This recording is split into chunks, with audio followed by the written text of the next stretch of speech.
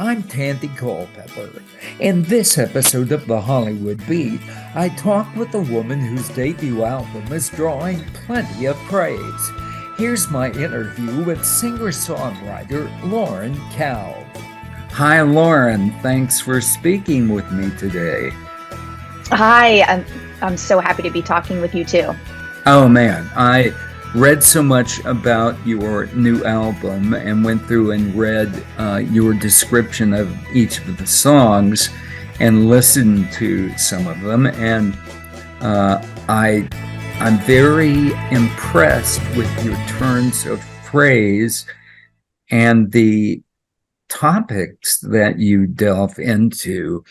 You have gotten some praise too from American Songwriter, I think it was, calling it a notable album of the year. Am I right? Yes, I believe that is what they said. Yes, that was very exciting to read and very validating to hear. Wow, I should think so. Now, the album is your first full-length EP, is that correct? Yes, it's my first full-length album. And it's called Shift. Yes.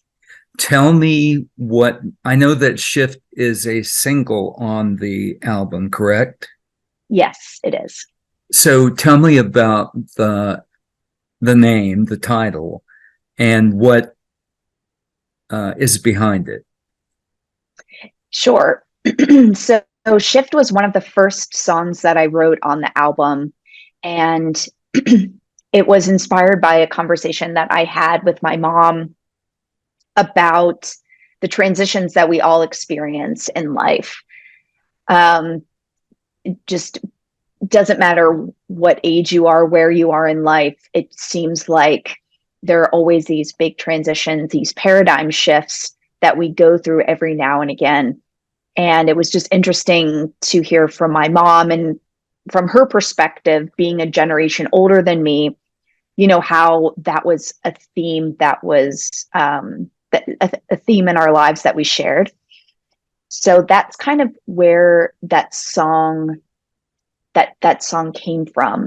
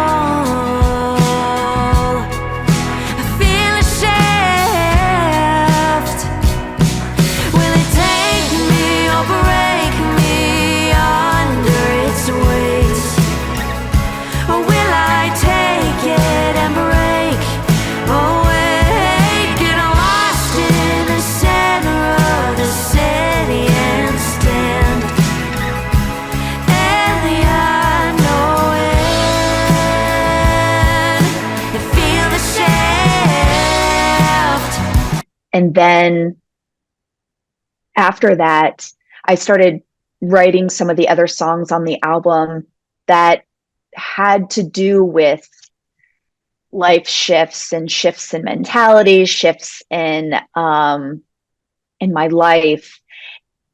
And then after that, after the album was recorded and I knew that Shift was kind of the theme of the album, and of course, one of the names of the songs, I decided to call the album Shift.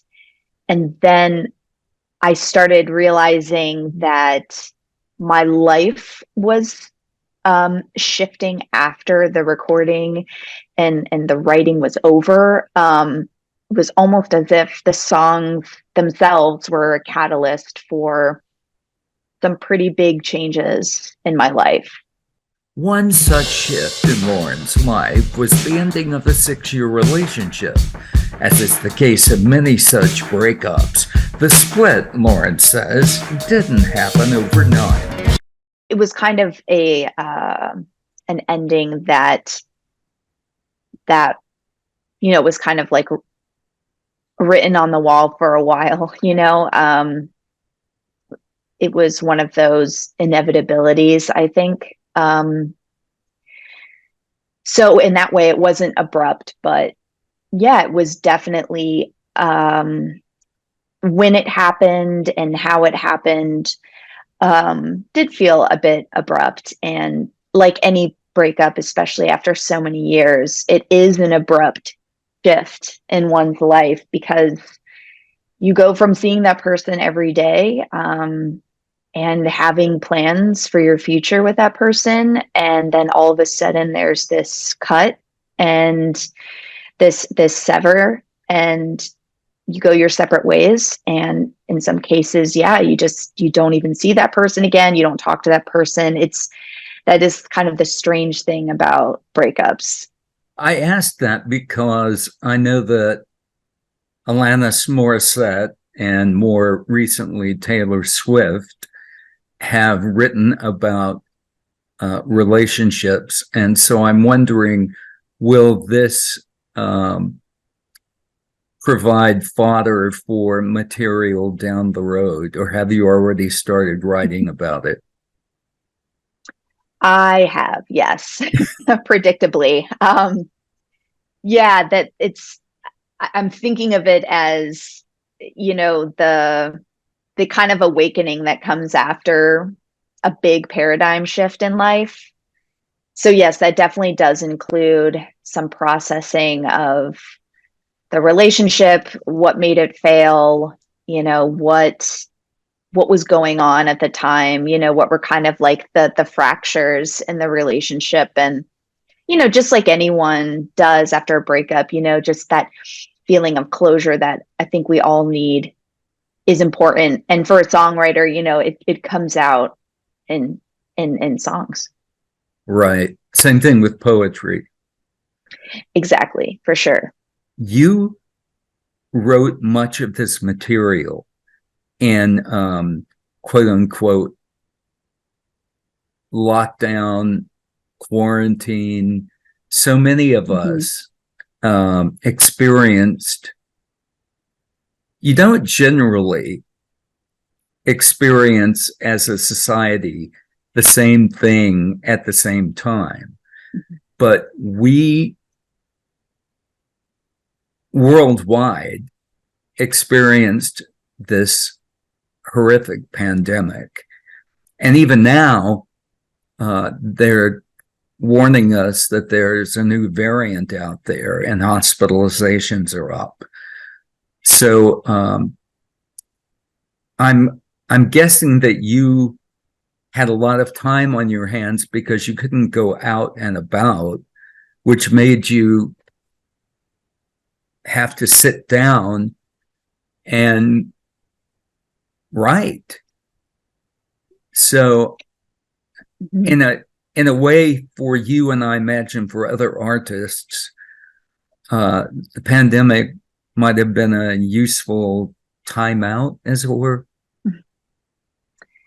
It was, yes, it definitely was that for me. There were just for all of us, like you said, just more time at home, more time to ourselves, more time for self-reflection, for moments of silence. And it's in those moments, I think, that revelations are born, where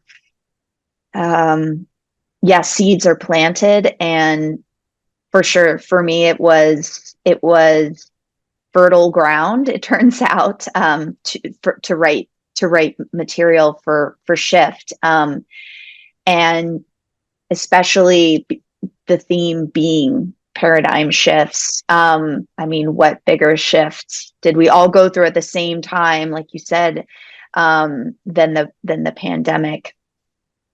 So yeah, it was very much going through that universal shift, that made me take a second look at my own life, or a third and fourth, and that's kind of what enabled me to start shifting. You are a voracious reader. I could tell by excuse me, by reading some of your bio that you're very much influenced by nonfiction, which we have a lot in common there, because I am a big reader of nonfiction, not so much novels anymore, but I love to sink my teeth into a good nonfiction book. And some of your lyrics and material is influenced by the sort of arcane topics that you have read. The young piece. Tell me about that. Yeah, I always say that I'm a frustrated psychologist, or maybe that's what I would have been in another life. Yeah, like you, I love reading nonfiction, and I'm particularly, fascinated with human psychology and spirituality. And so when I came across this book by Carl Jung, who kind of compares the principles of alchemy from the Middle Ages. Most of us have heard this when we were in high school, but I think when you're away from it for a while, you forget what it means. Sure. And again, I'm viewing it through the lens of Jungian psychology. So I don't know if I'm going to sort of butcher the pseudo, because it was kind of a pseudoscience in the Middle Ages, but the whole endeavor was to create gold from a chemical reaction of opposite type materials, and that these opposites that would form in their chemical makeup, that was what would create the magic. So various materials, they used various materials to try and form gold. But there was more to it than that. A lot of mythology and symbolism, and archetypal, speaking of Jungian psychology, a lot of archetypal thinking that came out of it, which is really present in mythology. And that's the part that I really gravitated toward in this book, and particularly like the connections between alchemy and this pseudoscience with psychology, and how and how in alchemy the symbols and the stories that were told were so rich in symbolism and so universal, and as Jung describes, so descriptive of the human condition and the human experience. So you took that and fashioned the song Subtle Alchemy. Is that the title? Yes. Mm-hmm.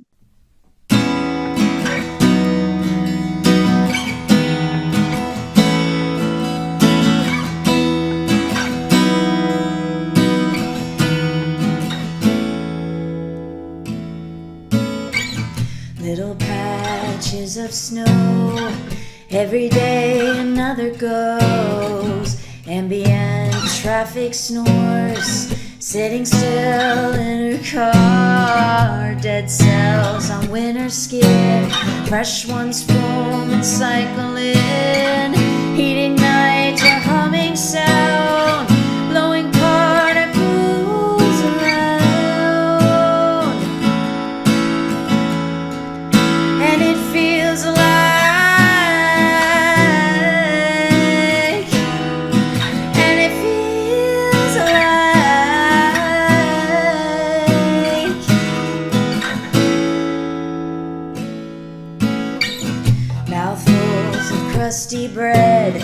Smoke rises from the shed, light through a lampshade, turns black fur into gray. Thoughts stroll like passers-by, the engine comes alive in a frame of hands on me, a subtle alchemy.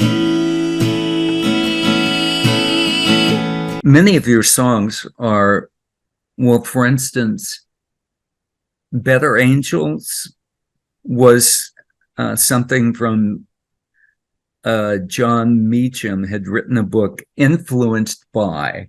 So you were influenced by John Meacham, the historian, and he was influenced by Abraham Lincoln. Right. Mm-hmm. It's just an interesting kind of, passing the baton, as it were. Yeah, that's true. And now that I'm thinking about it, I mean, same thing with this Carl Jung book that I read when I was writing Subtle Alchemy, because it is definitely a reinterpretation of the past. So Shift, and, yeah. Mm-hmm. So Shift dropped last week. It did, yes. And you live in DC. Why do you live in DC instead of moving to Nashville? Well, I recorded Shift in Nashville in a series of trips, and I love that town. I love Nashville so much. In fact, it feels a lot like the area that I live in, just outside DC in Prince George's County. It's very artsy and progressive, though, with Tennessee politics, I think Nashville being the more progressive side of Tennessee politics. But yeah, I mean, this area I really love for that reason. It's very diverse and progressive. And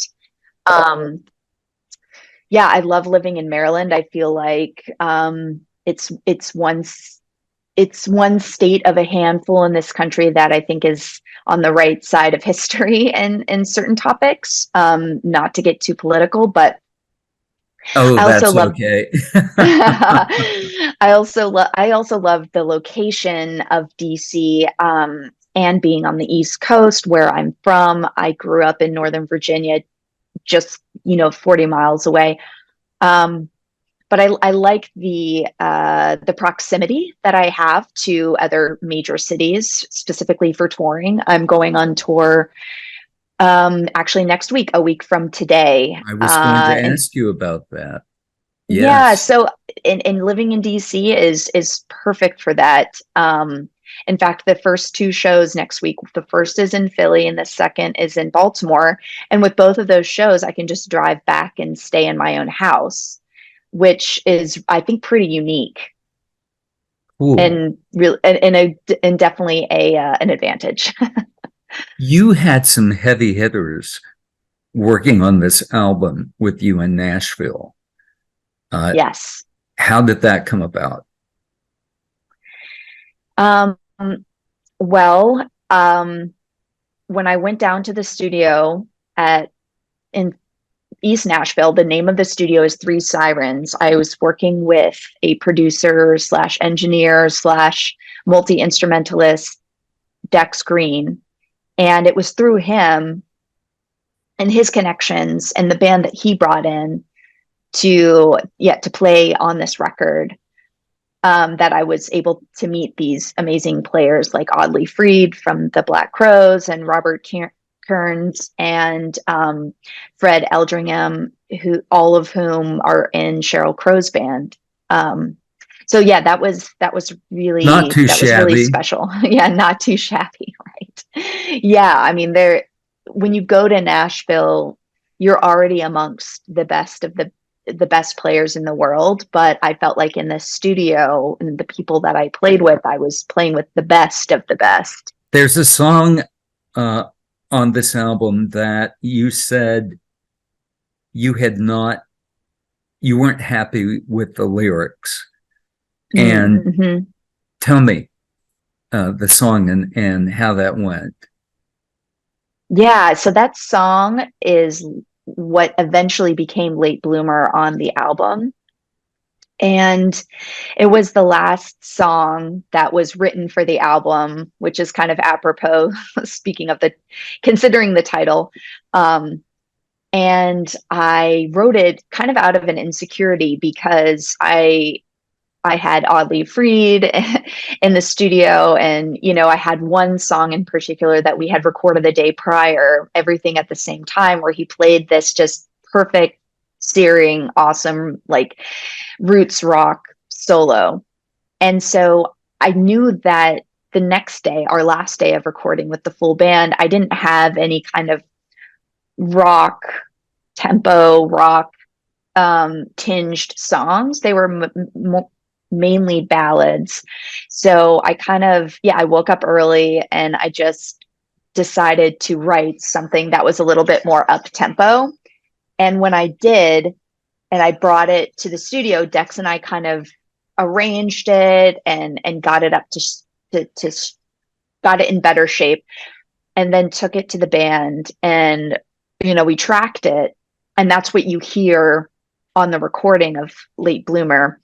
And I had written these other lyrics that were a bit, yeah, I mean, they're a bit more esoteric. I think they were about like flow states or something.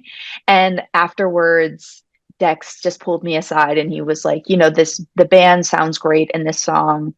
Maybe you should try to think about rewriting the lyrics to make the song a bit more universal and can draw people in more. So I went back home, and I think I had like 2 or 3 months, and this is the first time I'd ever rewritten a song in this way. So it was a bit challenging.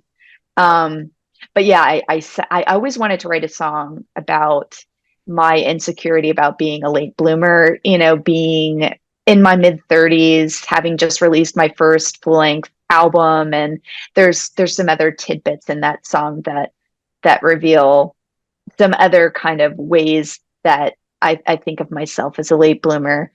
So again, very apropos that was the last song that was written, the last song that was recorded, and finally, yeah, the last song to which the lyrics were written. I think a lot of people can identify with that because I know people who have started out as, say, a CPA and then wind up becoming a film producer, or Mm-hmm. the guy that the Mad Max movies. He was a physician and he became a director, producer, and worked on Mad Max. I mean, people every day change horses in the middle of a stream. So I think that in itself is universal. I know the same thing happened myself. I was a teacher and an educator and wound up going into broadcast journalism. So, I mean, Wow, how interesting. well, Mm-hmm. it's, as he said, universal. And I think that pretty much hits the nail on the head. Let me ask you, what comes first with you, the lyrics or the music? It's a little bit of both, but more recently, I feel like I'm starting to get into a rhythm of starting with a lyric, and I kind of see them as prompts, whether it's, I don't know, just a phrase that comes to mind, or, a title for a song. And I'll kind of jot those down either on my phone or on my computer and save them for a later date when I can sit down and I'll kind of go through and yeah, just kind of view them as writing prompts. And then from there, we'll bring out the guitar and we'll kind of shape a melody and chord progression around, yeah, kind of extrapolating from those prompts and forming what tends to be at first a first verse and the chorus. And then, after that, it can sometimes take me a while to finish everything, but that's like the meat and potatoes, I feel like, of a song, is if you get the first verse and the chorus, then you've sunk your teeth into it enough, you've gotten it in your claws, so to speak, where you can kind of like let it marinate from that point and kind of take your time with it from there. I'm going to share something that Mike, your manager, shared with me that surprised me. He said that you had gone to Korea to teach. Yes, I Okay. did. All right. What was that about? Well, that was almost a direct result of graduating during a financial crisis in 2009, having a liberal arts and studio art degree and not knowing what I wanted to do. So I played field hockey in college, Division I field hockey. And one of my teammates who had graduated several years prior had done the same thing, had taught English in South Korea. So having seen her posts about it, pictures, there was something about it that resonated with me. I found a recruiter online. At that time, the internet wasn't as robust of a place as it is now. But it really worked out, and it was a wonderful experience. So how long were you there? About a year. Yeah, I had a year contract and could have renewed, but decided to come home. Interesting. Yeah. And you were an art major in college at Davidson? Yes, I was. And the painting that's the cover of your album is a self-portrait. Yes. You're really quite good. Thank you. Thank you. I appreciate that. Oh, you're welcome. Okay. Is there anything that I should have asked you that we didn't get around to? So I think I talked a little bit about it, but I'm going on my first co-headlining tour this fall.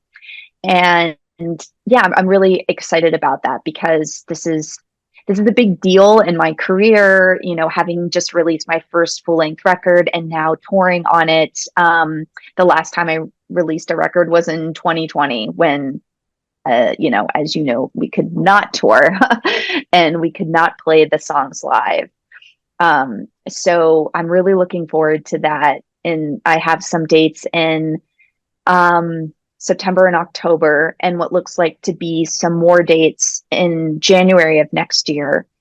So I'm just like really looking forward to building on this momentum that I'm generating with the release of the singles, the album, and the tour. It just feels like, I'm at the right place at the right time, and I'm just excited to connect with people and to play these songs live. So if anyone is interested in coming to a show, you can get more information on my website, laurencalve.com, on the tour dates page, where you can find all the information and the ticket links as well. Great. Well, I really appreciate you taking time to speak with me, Lauren Calve. Thank you very much. Okay. Thank you, Tandy. It was a pleasure.